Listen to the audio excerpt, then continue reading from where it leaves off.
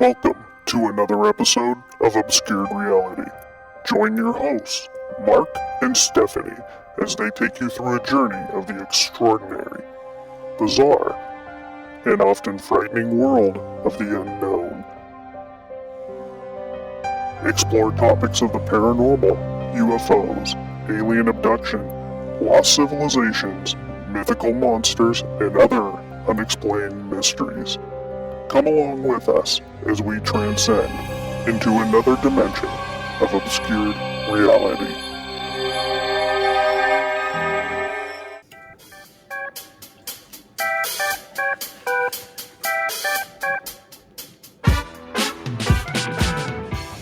Welcome back to Obscured Reality. Stevie, Mark, we're back with you again.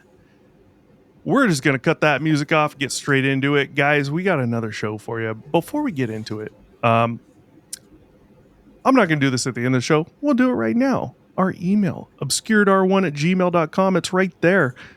If you have a story of your own, an obscure story, Bigfoot, UFOs, aliens, there's tons of different stuff, different experiences people have had, shoot us an email at that email address, type story in the subject line, and tell us your story. We'll share it for you on here. We'll do an episode about it. If you want to come on the show, you can come on the show and tell your own story, and we can talk about it. It'd be fun, but you got to email us, of course. You can also do it anonymously, so just want to put that out there. Today's show, guys, you could have guessed it. We're jumping back to UFOs. This just came out recently. As you see, June 13th is when this was published. So not long ago. Just, for us recording just a few days ago. Yeah. I'm going to read this. This is from Fox News. I'm just going to read directly from this, okay? That way you guys can see what we're looking at. And I don't know. This is interesting. I have some questions, but let's get through it here. So the headline is Energy Czar makes UFO admission during GOP lawmakers' fiery exchange, and that's not where it ends. Okie doke. So, it's a drone? It's a UFO. It's really who you ask. What's buzzing around the U.S. nuclear sites? So, going back from the 1940s and 50s to present day, whistleblowers have reported UFO sightings around nuclear sites, but Department of Energy, DOE Secretary Jennifer Granholm said they're drones.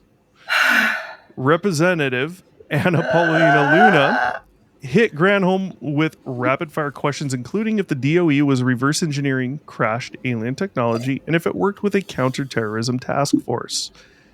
Granholm's answers were, I have no knowledge of that, and yes, respectively, which an expert told Fox News Digital is a big deal admission. I wonder why. Let's see. There's just a little map there of reported hot spots for UFOs. The fire exchange between Luna and Granholm was about 5 minutes of a 2.5-hour Congressional Oversight Committee hearing on May 23rd, so very recent. Luna's last question, does the DOE work with JSOC, or Joint Special Operations Command, which raised eyebrows and created buzz on social media.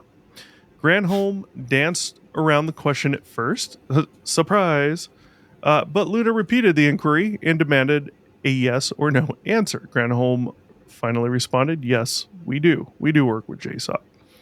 Investigative journalist and leading UFO expert Jeremy Corbell said this was a bold move by Congress.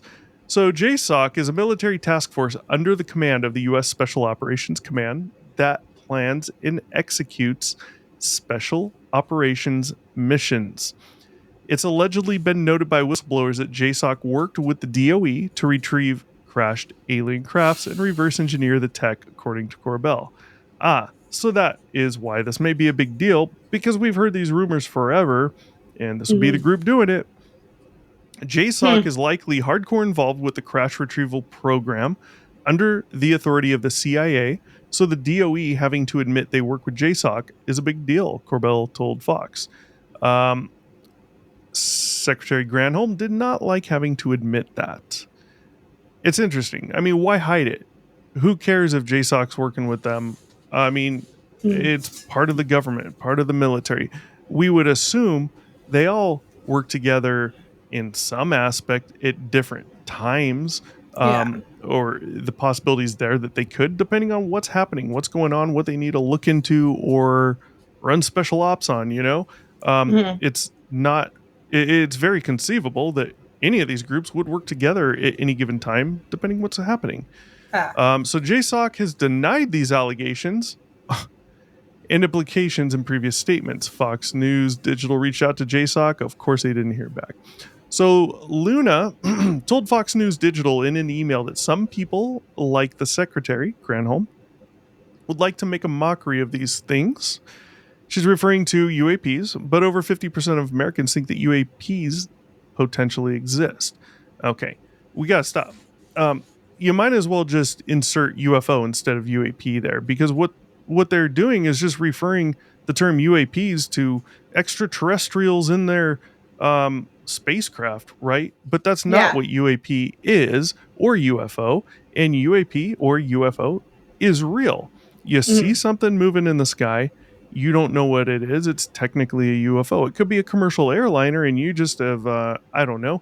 Think of these people on these ancient people that still live on these islands out in the middle of nowhere. Some are very close to other countries. They're just split by Sentinel like a mile Island. or two of water. Yeah, and they're used to it now. But what about the first time they saw a commercial airline fly Jesus over? Christ, yeah. They didn't have a clue what it was, I'm sure, right? Probably thought that like the heavens were falling and the gods that were would pissed. be a UFO or a Yeah. UAP, right? They don't know what it is, but we do, Mm-hmm. right? Yes. To them, it's UFO until well, they don't really have contact with us.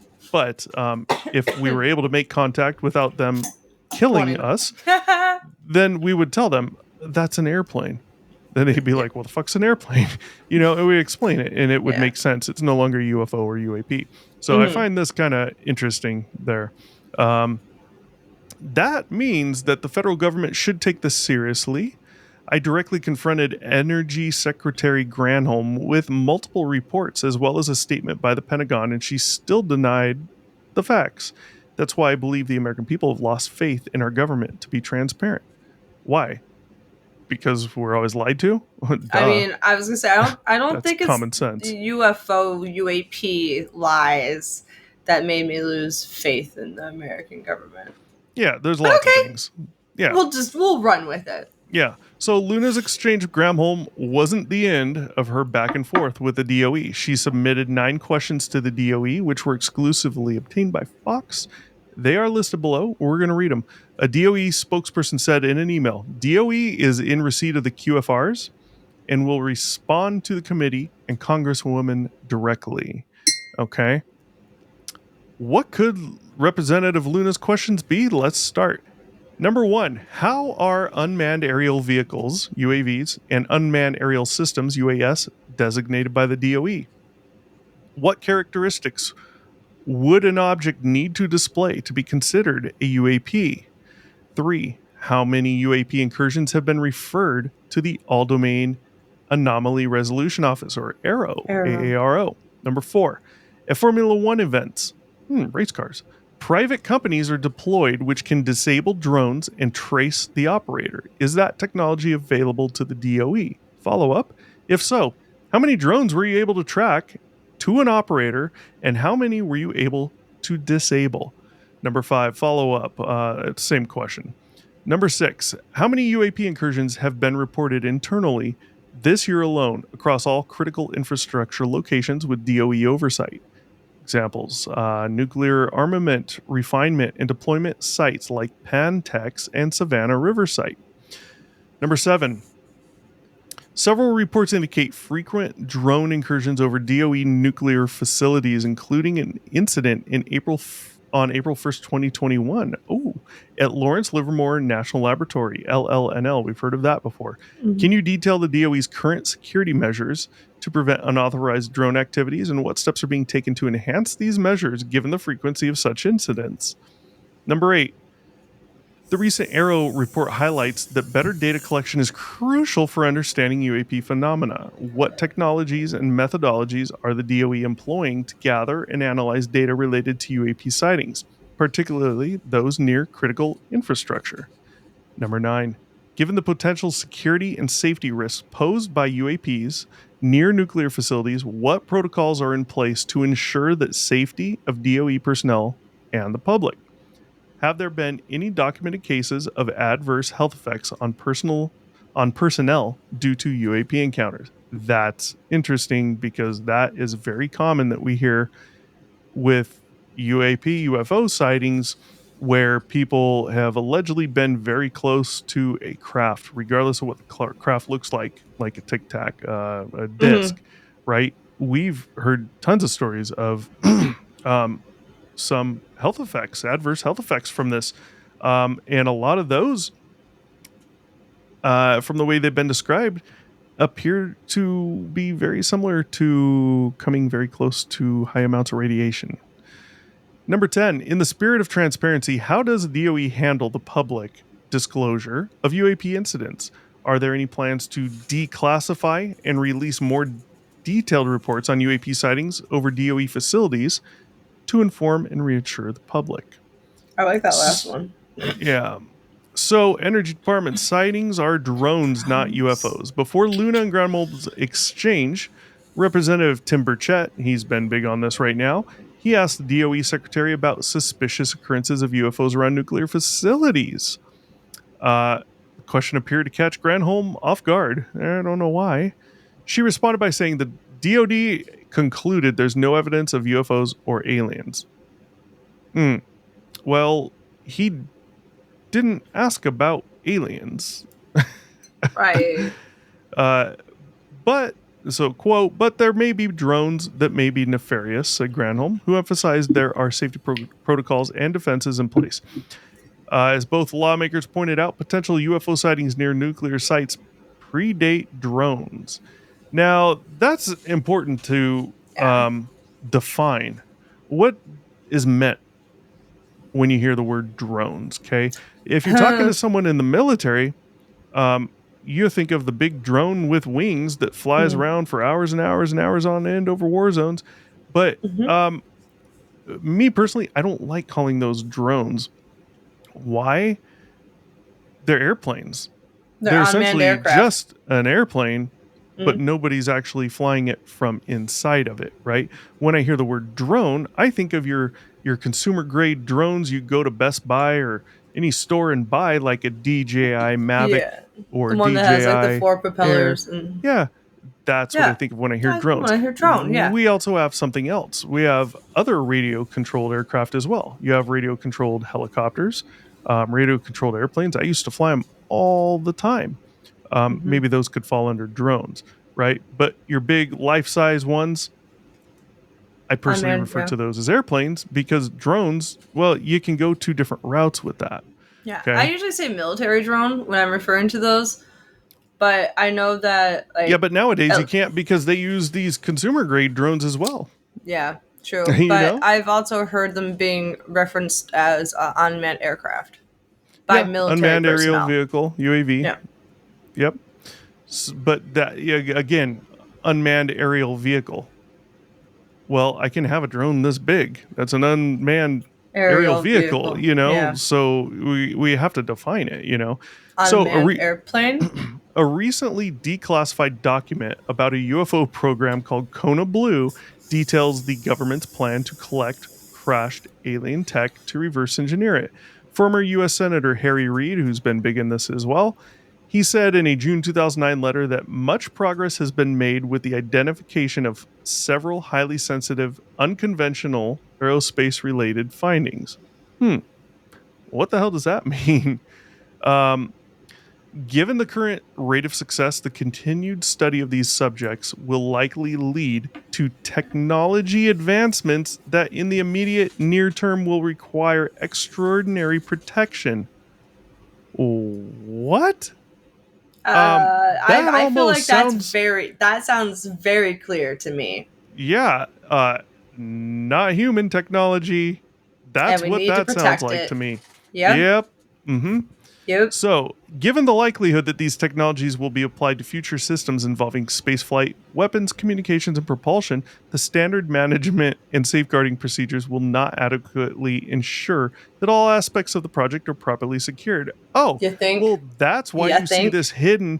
That's why you see these black projects Mhm. hidden under a shell company, which is Yeah. hidden under another shell company, which is hidden under, or outsourced to all these other groups so that your FOIA requests don't count there and you're never going to get that info.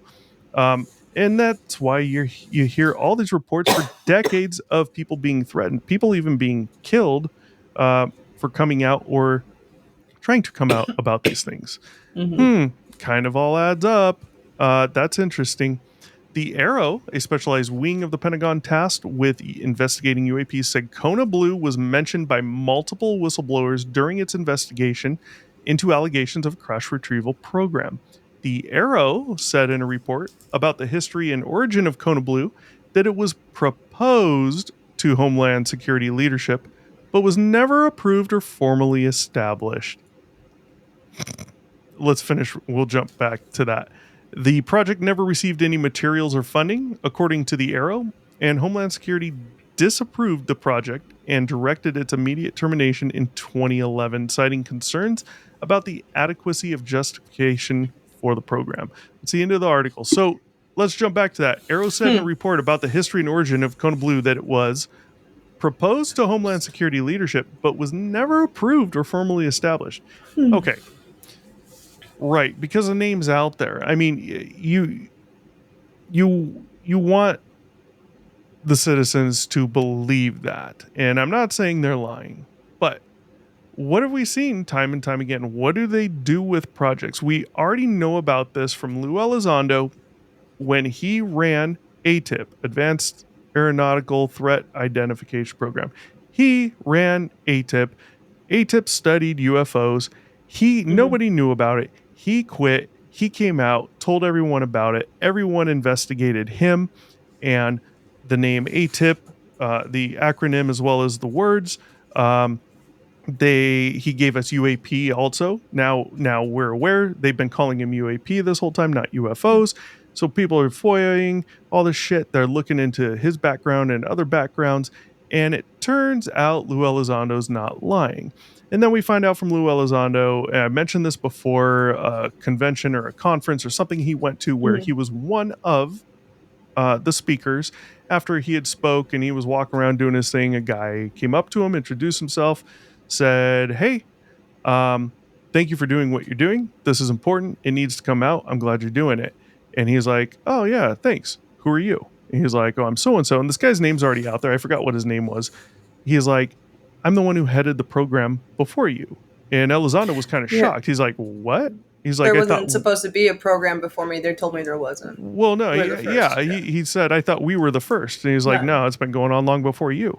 And we've seen this in other aspects as well. What they do is they start the program, they will run it for a few years, and then they'll change the name of it. And they probably have personnel change as well to go with that to help keep that secret. That way, Sounds like it, yeah. the old personnel doesn't know the name of the new program. New personnel has no clue about the old program, and you keep it totally separated. They're notorious for doing that, and I get it. I mean, shit like It that's been reeks of done that. for fucking centuries. I mean, Yeah, they used to bury the architects of the pyramids. Like, Yeah, and this reeks of that. All this says Yeah. to me is that there's a likely possibility that they started looking into starting a program called Kona Blue that was going to do what is stated here that they were to do. And once they decided they're going to do it, they said, "Oh, no, we can't do it because of this and this. Yeah, lame. We're not going to do it." And then they just probably changed the name, brought people in to start working on it. yeah. Honestly, Kona Blue kind of sounds like a shaved ice place. I Sounds hate that. sounds like a coffee to me. Yeah, that too. But every time I hear Kona Blue, all I can think of is like one of those like food trucks that are fucking just shaved ice, and it's blue, Well, and it has like Kona ice on it. And a UFO flying over, dropping shaved ice with some good flavors would be good. You know what? Maybe that's, you know what? There we go. There's a business idea. I'm going to have someone dressed up as an alien serving shaved ice. And it's going to be called Kona Blue. You should. So it might make some money.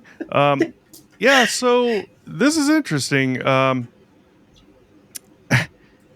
You hear all this stuff. There's a lot in here. But you clearly see that Granholm is avoiding certain questions and not adding anything here, just making it look even worse, kind of, to me, in a way.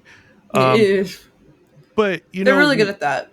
Yeah, we have some big issues, though, with this article. And it's not the article itself, it's what was said. Yeah. Look, going back to the 40s and 50s, all the way to present day, whistleblowers have reported UFO sightings around nuclear sites. This is true. We know this. But to say they're drones, this like, lady's saying drones. Hold on. Immediately when you said that, in my head, I was like, bullshit. They've already said drones didn't exist then. A lot of these reports predate drones. Now that's important because what do you mean when you say predate drones? Forget military drones, the airplanes that are unmanned. Let's talk about just radio-controlled aircraft. I've been flying them since the late 80s. I'm pretty sure that much was longer prior to that did they come out with radio-controlled airplanes and helicopters? I could Google this real fast. Do it. That's what I want to know. When did radio-controlled, you could type RC airplanes or radio-controlled airplanes. I would type radio-controlled. When did radio-controlled airplanes start, right? If that was before the 40s, then maybe we'd have something. But if you jump back to some of these stories we've heard... 1938. Okay. So there's a possibility. If those started around 1938, then you would clearly see the military government trying to do bigger and better with that. That could account for things. But if that's 1938, there's some of these sightings that are just, massive objects, unfortunately at night, so you can't really see what they are. It was huge. It was an 8-foot fucking plane. I mean, yeah, it's big, but...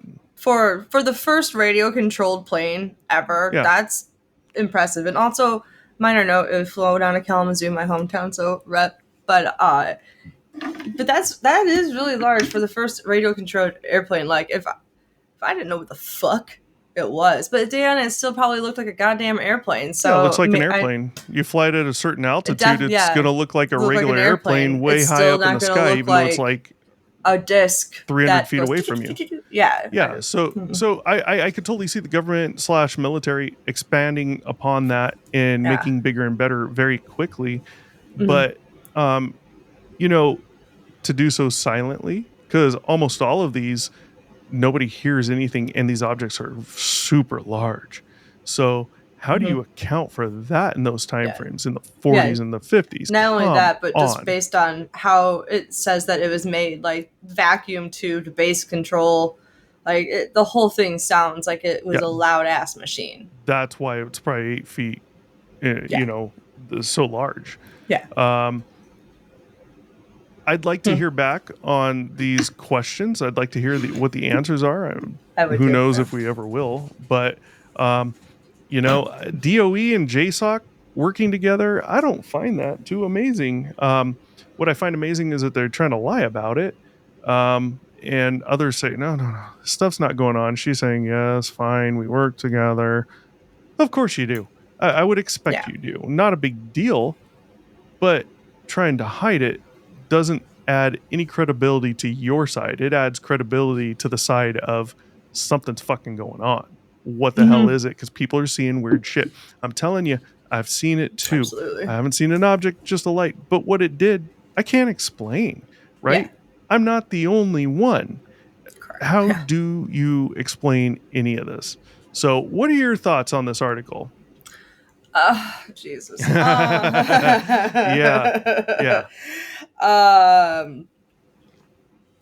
Man, I kind of just want to say it's the same thing that we've been hearing. I mean, it's always like, oh, this is a big deal. Okay, Cabell, I know everything that they say is a big deal, but they also just say a lot of the same stuff over and over again with different words. But the fact that they actually admitted they worked together, like, I mean, surprise, not surprise. But Well, you again, see like, right here that, according to Corbell, JSOX Yeah. denied those allegations in the past. oh yeah, So but like now I said, you finally have surprise, not someone. surprise. Now you have someone coming Yeah. out saying, "No, actually, we weren't." And we do work together. Like, why again, wouldn't she surprise. just lie about it? She clearly didn't want to say yes. Why wouldn't she have just lied? You know. But keep going. Yeah, I don't know. Can't answer that one, but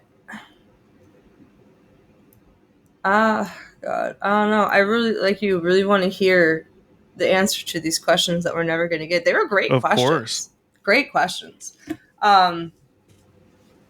It's just another wait and see. It's just another little like grain of rice to keep you going. You know Mhm. what I mean? Yep. It's just enough to sustain you, but not enough for it to be like, what you've been waiting for. And it's a little frustrating. Yep. But I think one of these questions, I think it was here in number 4, is pretty interesting. Yeah. Where she asked, at Formula One events, private companies are deployed which can disable drones and trace the operator. Like, She says, if how? how many drones were you able to track to an operator? That's interesting because Yeah. they're seeing these things. And if the military / government's using this technology as well, I mean, police departments are, if they're using this to watch these things, well, have you been able to track them to an operator? That's How important. do they do 'Cause if that? you Like, how haven't, do they I override don't the know. drone? Like, You- is it like you- a well, focused EMP wave or something? No, nobody overrides a drone. What they're doing is you'd have to look into the technology. I don't know. It's large, but there's a police department near us that uses it. They no drones in our city. But basically, when you're flying a drone and think of a DJI Mavic, something you go buy at Best Buy, right? Yeah. I'm holding the receiver. Mhm. The drone is picking up that transmission, right? I'm sending transmission from here to the drone, telling it what to do, where to fly, right? So this technology, they see the drone, boom, they can beam it onto that drone, and they can see where the signals are coming from. What is it talking to? Where is the transmitter That's that it's really talking interesting. to? And I I want said to know how receiver that for me. works. I have the transmitter. Receiver would be on the drone. Yeah. But No, yeah, it's looking at those signals, saying what is that drone talking to? Boom, there's the operator. That's simple, I'm interested in. That's interesting. I'm interested in that. Yeah. So that's interesting in this question because Yeah. You have a UAP, a UFO. Well, forget just disabling it. How many of these have you seen where you've been able to maybe not find, like you haven't gone out physically found them, but where you've seen there is an operator, right? We would be interested in the ones where there's no operator, Yeah. especially if Yeah. there's nobody in it. So, yeah, they're good questions. We need answers, but yeah, I don't know. I mean, it's still the same story for me too. Who knows? There's definitely something going on. I'm not, Oh yeah. there's something going on. I think it's undeniable. There's no way around it to me. Absolutely. Yeah. Absolutely. It's just a matter of what is it, and you can't just jump to aliens and alien spacecraft. But given what's been seen, I can completely see people not believing that it's man-made technology as well, because some of the shit has just happened is so weird. But who knows what type of technological breakthroughs we've had as well? They're not going to tell you until that technology is obsolete anyways, meaning bigger and better has come out and or other countries finally have it and they've come out and said they have it. Then and only then is our government going to come out and say, oh yeah, we've been able to travel to the next nearest galaxy 15 light years away for decades now in like a day. Yeah, yeah, no big deal.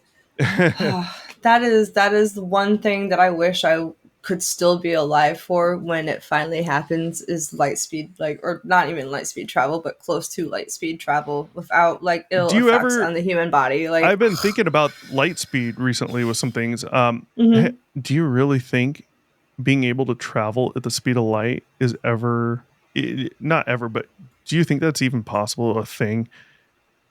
think about it. For a physical piece of matter like us in a machine we'd need to be in to travel, do you really think that's possible? Do you know how fast At light this speed current is? time, no. I know. I'm going to tell you. Do you know how fast light speed is? Tell me. Okay, let me give you some reference points. Don't look it up. Think about just being on Earth and driving. Typically, you're driving anywhere from 25 up to 70, 80 miles an hour, sometimes 90, maybe a little more, right? If you think about planes travel, you think of a About small 500 plane like miles. a single prop plane like a Cessna, you're talking past the stall speed, probably 85 to 90-ish miles an hour up to 120-ish. Yeah. Then let's just jump into jets. And jets everyone's familiar with and has been in, commercial airliners. You're traveling 500, between, easy. if you're cruising at cruising altitude, between 450 to 600, depending on the jet, 450 to 600 miles an hour. Okay. Light speed. What is light speed?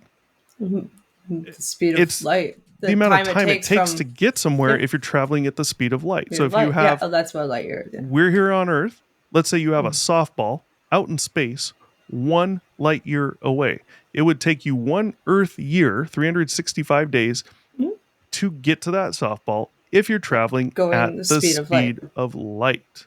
Okay? Jesus. What's the speed of light? 670 what? What do you think it is? 670 what miles per hour? Take a guess. I'm only going to give you one shot. Wait, what? How fast do you think the speed of light is? It's 670 something. I'm going to tell you, but Trillion. no, you went way overboard. Hey. However, what the answer is already overboard, but 670 million miles per hour. When we're going into space, those rockets Elon Musk is shooting off, if you watch those, they put the speed on there. You can see them going up. They're going thousands and thousands of miles per hour. When our, like the shuttle and those things, they're orbiting Earth at like, I want to say close to 20-ish thousand miles an hour. They're re-entering our atmosphere around 20,000 miles an hour. Space objects like meteorites and shit coming in. Correct me if anyone needs to, but I believe I've seen those are around 20-ish to 30,000 miles an hour. There's a set speed these things are always at, right? That's up to 20 to 30,000 miles per hour. We can't get past what? Mach 6, maybe Mach 9-ish. And I'm not talking about rockets, but I'm just talking about things we fly in, planes within the atmosphere. 20,000 miles an hour. The speed of light, 670 million miles per hour. So to do that, it would have to be a fully automated system. A human would never be able to actually operate that. Oh, no. And to do that, you'd have to map out space. Like the entirety of space, because you got to travel and it's vast distances out there, right? Nothing is close. Yep. But remember if you're when we traveling played No at Man's that Sky? speed, if you're traveling at that speed, the tiniest little fucking chip off of an asteroid would just annihilate you. Yeah. Remember when we were playing No Man's Sky and it took like forever to go between worlds and shit? Like, yeah, that's why they have ways of speeding it up. Right? Yeah, right. But like, I don't know. That I loved that game, despite the fact that it was so fucking confusing. That kind of reminds me of like Star Trek a little bit. Just for, you know. Yeah. I thought about that too. How light speed, Scotty. From how light speed, speed, Scotty. No. Beam me up, Scotty. You know what the next closest solar system is to us? You know, Andromeda. Star with planets and shit. It's between like 15 and 20 light years away. I believe it's the Andromeda system. Right, but it's between 15 and 20 miles away. 20 light years away, right? Yeah, that's a really fucking far away. Let's just say it's 20 light years. Yeah, but 20 light years. It would take us 20 Earth years to get there if we could travel at the speed of light. Yeah. Right? That means 40 years because you need a round trip. You need to come home. That means you need 40 years of food, 40 years of water, 40 years of oxygen on board this fucking thing, and you need a craft that will not break down. That's fucking impossible. the speed of light is too slow. You'd have to go 4 to 5 times the speed of light and get it down to about 2.5 years one Yeah. way to Well, even be it'll feasible. never happen. Like probably within the next No, 1,000 or 2,000 years because of it ain't humans. fucking real. The only thing that would explain something like that is possibly portals or wormholes, those types of things. Which is something that current string theory is looking into. Right. Yeah. So, I'd love to be alive if it's even possible to get to the speed of light for us to travel. But Yeah. I I think honestly don't see. it's going to be a combination of speed of light and wormhole like theory. That would get us to. I'm not talking to you, Siri. I said theory, not Siri. Thank you, though. Just trying to chime in for our conversation. But I don't know. I like the idea of being able to traverse the galaxy, Star Wars, Star Trek. Yeah, like, that'd be amazing. Departicleize a human and then send them vast amounts of distances only for them to reappear. Like that's what beaming With 3 arms and 1 leg. Don't fuck up the beam me up, Scotty. Don't fuck that up. Yeah, my but wiener's hanging out my neck, my head's Jesus down here. Christ. Like, I mean, your hands show up on your feet and you have feet for hands or some Right. fucking whatever. Yeah. But yeah, so I mean, like, is it ever gonna happen in our lifetime? Absolutely the fuck not. But God, one could. Yeah, but wish. is it even possible? I believe that with the next hopefully 1,000 years of humankind and technological advances and scientific advances in the idea of string theory and black hole theory, and the concept that time is not just a straight line and that it's actually curved and that you can manipulate it, then yes, I believe that, because these are all things that scientists and physicists are looking into right now. Physicists. Shut up. I'll retain her into the leave me alone. But yeah, like this is all shit that people are already looking into. Einstein's theory of relativity. I can't talk. Relativity. Today. Relativity. You can't speak in the last episode, so I don't want to hear it. I didn't say anything. That's still proven to be true. It's. I just feel like the groundwork has been laid and has been laid for the past couple of centuries. I mean, it's very slowly but surely, considering that humans finally, accepted that we weren't the center of the fucking universe only a couple hundred years ago. Yeah. So. Yeah. Is it going to happen in our time? Absolutely the fuck not. But do I feel like we're ever going to reach light speed? Nah, I'm kind of with you on the no, but I kind of wish it would be a thing. But portals, black holes, and the bending of space-time theory is definitely something I believe in stronger than light speed for vast amount of and I don't know coverage. About bending this whole space-time out there. I've been thinking about that, and it's like, the examples we see, you have... Here's your line of space out there, and you got like Earth is here, and you want to go from point A, Earth, over to, let's say, point B, Andromeda. Well, you just bend space, and you see the examples. It folds it this way, and then you just go from here to here. It's like, okay, well, then for the whatever amount of time it takes to do that, whether it's a fraction, whether it's like seconds or minutes, wouldn't I see Andromeda right there out my window? Wouldn't that just annihilate everything? I mean, I have no idea. You just bend that's everything. The thing. Like, I don't think we have an answer to that question. Great question. But I don't think it's feasible. I mean, at this time, obviously it's not. But again, they'll just things like that will obviously come up, and scientists will do their best to prove, disprove, work around. Hopefully.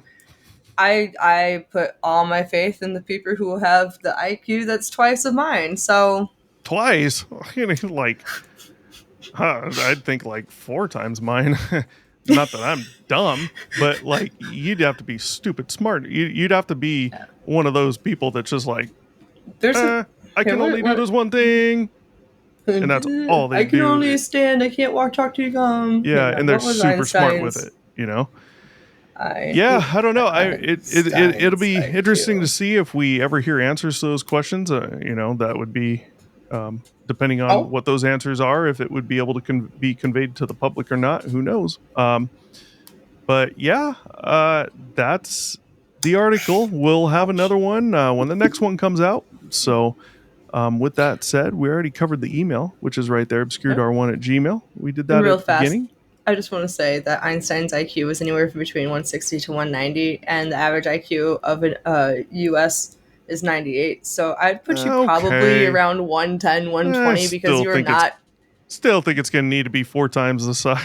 I was going to say, don't count yourself down so much. Like, I I'm not definitely counting put you myself above down. 98. I'm not counting myself down. What I'm saying is I think you just have to be wicked, stupid, smart to get there, at least today.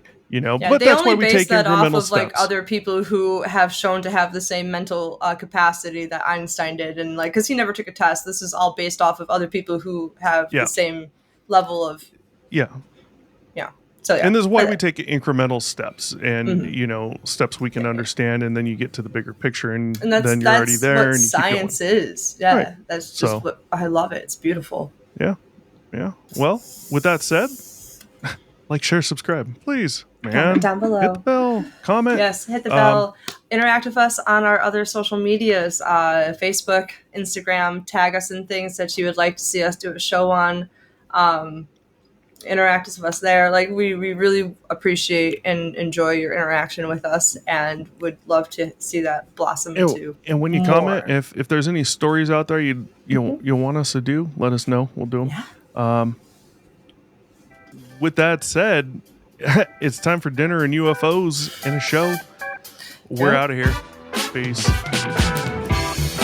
Thanks for watching. Be sure to check back with us often for new episodes. Feel free to drop a comment and don't forget to like, share, and subscribe to Obscured Reality.